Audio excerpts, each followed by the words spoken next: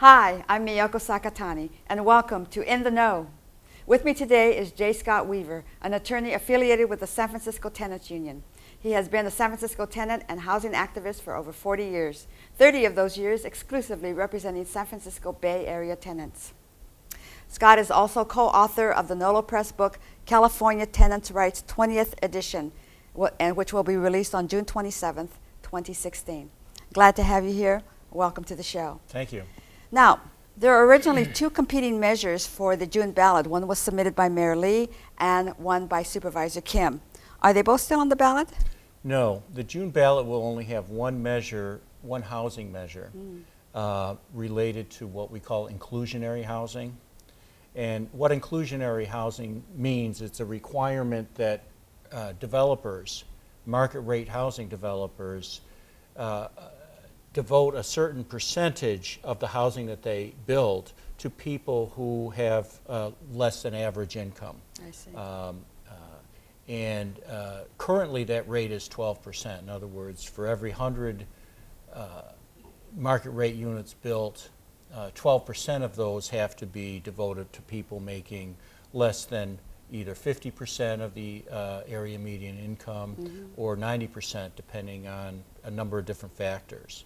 The June measure will take that 12% limit out of the charter and allow the Board of Supervisors and or the voters to decide what the appropriate percentage is. And as a starting point, that percentage is going to be 25% rather than 12%, which we see as an improvement, but it does mean that still 75% of the housing that they build is going to be luxury housing, right. Which most people can't afford, which probably 15% of San Franciscans could afford. So it's not really the housing we need, but it's at least a step in the right direction. Exactly. And the important thing is that it gets out of the charter, that the 12% embedded in the charter will no longer be in the charter. And so they'll be able to change that percentage from time to time. Okay, great. Thank you. Now, this is a rather long setup for my next question. Now, the city's plans for new affordable housing seems geared to middle and upper class residents. To qualify for a below market rate rental unit, the maximum a single household can make is 55% to 120% of the Bay Area median income, referred to as AMI. Up on the monitor, we have a table showing what those percentages mean in terms of an hourly wage based on a 40-hour work week. So now just looking at the top percentage, 120%, the city wants to subsidize housing for someone making $41.15 an hour. So Scott, do you do any of the current or proposed laws force ability to rent any of the so-called affordable units to anyone making less than 120% of AMI? Yes, there are different gradations within the 0 to 120%, and there's actually been talk of raising that to 140%. So a lot of those details are going to be worked out later on. As it stands now, at least half of the units would be for people below 50% of the area median income, housing that we call deeply affordable. You can see on the chart that an individual making $39,000 is up to $39,000 a year falls within the low income category. For a family of four, that would be approximately $50,000 would fall within a low income category. So so currently people who make much more than that, up to $70,000 or $80,000, can qualify for at least some of the inclusionary housing that's being built. I see. So there's there's all sorts of different gradations for that, and it's going to be worked out. The technicalities are going to be worked out down the line, and there's a lot of political push and pull around that, of course, because the people most impacted by the housing crisis are folks who are making less than 50% of the AMI. Right. They're paying a much higher proportion of their monthly income on rent just to be able to live here. Exactly. So. Great, thanks. Now, Could you explain a little bit about what the inclusionary rate means and its negative impact? Well, the inclusionary rate has been one tool that's been used to try to produce low-income housing. But we cannot look at that as the only solution for a number of reasons.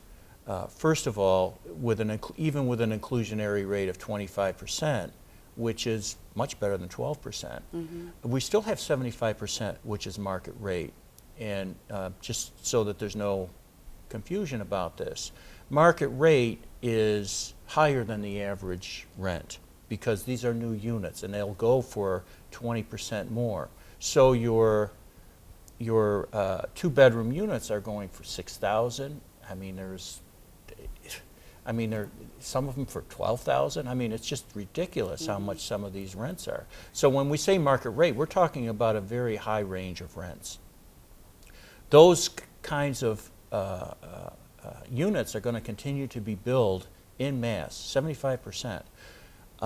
And so we're going to need to figure out additional strategies for producing low-income units and moderate income units. I mean, a teacher falls within within 90% of the AMI. Teacher's been teaching for 5 years. So those folks are being kept out of the housing market as well. So additional strategies have to be developed around that. And one of the negative impacts about market rate development, what we call market rate development, is that when you, there's several of them. If you bring market rate developments into certain neighborhoods where the population is poor, like the Mission or Chinatown or Western Addition or the Bayview, we've seen that has a negative impact on the existing housing because it tends to create like a speculative bubble mini bubbles in these different communities. Rents are gauged by what rents in the surrounding neighborhood go for. Well, if those rents start to go up, if the rents for the new market rate units are going to be higher than the existing units, well, landlords are going to want to get a little bit more money for the rents in their units. Right. So that's one negative impact. And we've seen Valencia Street is a good example in the Mission District, where they've built a great deal of market rate housing on the northern part of Valencia Street, and it's kind of had a domino effect going down the street. So we're seeing not only higher rents throughout that corridor, but higher rents to small businesses. And so that whole profile is changing. And so, there's businesses that, that you don't have your mom and pop businesses. You've got your kind of like she clothing and, right. Nothing against that. But, you don't want a whole street in what was traditionally a Latino, poor, family-oriented neighborhood with, businesses that appeal to the rich. Right. So that's another negative impact. But the other one that's kind of like the sleeper is that when you build market rate housing, you actually create a demand for affordable housing. If you put 100 people paying market rate rent or market rate purchase price on condominiums into a project, that's actually going to, because those wealthier people have more disposable income, that's going to create a need for other goods and services. And so the people providing them, the restaurants, the clothing stores, and so forth, they're going to want affordable housing. And they're going to need affordable housing, but we're not really providing enough affordable housing to fit the new people that the market rate housing is creating a demand for. So I like to, it's kind of like a Downton Abbey. So you have Downton Abbey, right? And you got, a very wealthy family. I don't know, maybe there are 10 of them total that are living in this huge house. Right. And, but look at all the servants they have. Well, it's kind of like that same kind of concept that, when you put 100 market rate developments in a location, you are actually creating a need for more people to have housing. You have more jobs, you're creating jobs, and people who work at those jobs require housing to live in. It's a very simple concept. Yeah. So 7 years ago or 8 years ago, the city did a study to determine how much of a demand for market rate housing is created, how much of a demand for affordable housing is created when market rate housing is produced. And they found that for every 100 units of market rate rental units, it created a demand for 19 affordable units. So with an inclusionary rate of 12%, we're losing 7% right there. We're behind the 8 ball right there. Yes. Now there is currently a study that the city has commissioned and that has been completed that the city has not let us see. The city has not even let members of the Board of Supervisors see. And we have information that suggests to us that that 19% rate is now 28%.